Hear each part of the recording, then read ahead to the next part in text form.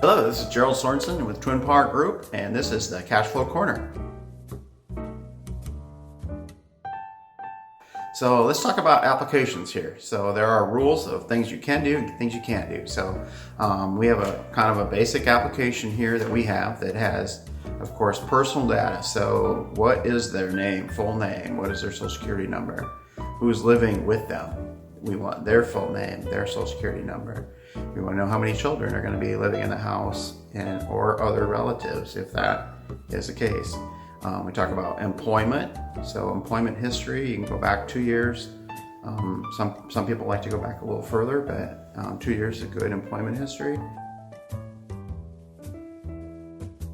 Bank references. So where do they bank? If they do have a bank that they use, where do they bank? What's that information? Credit references. So it's good to get credit references. However, it is fine to do a credit check on someone, and there's quite a few ways to do that nowadays. So check into that. If you need it, all you need is their full name and social security number.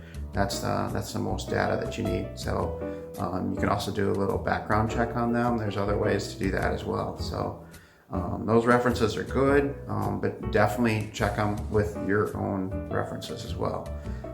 Ask some questions about if they filed bankruptcy, if they need Section 8, that kind of thing.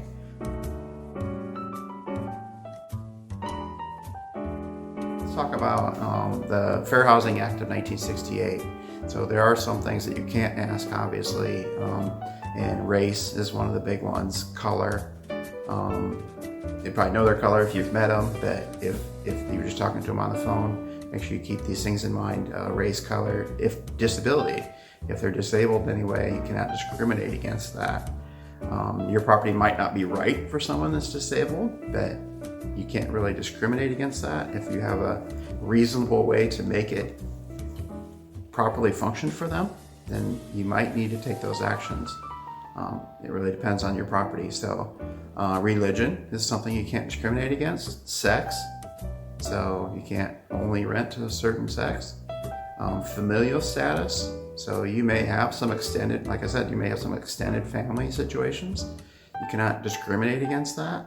Or there obviously could be some mixed families, children from him, children from her, that kind of thing. That's not a discriminatory thing. You cannot discriminate against that.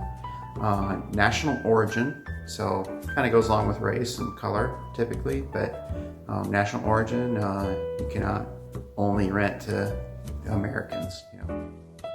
What about assistance animals? So here's a tough one, but I do recommend you go to the HUD website. They have great information on the assistance animals. It's not as clear cut as everybody thinks it is, but the HUD website really clears up what the actual law is. Again, this is Gerald with Cash Flow Corner, so have a good day. We'll see you next time.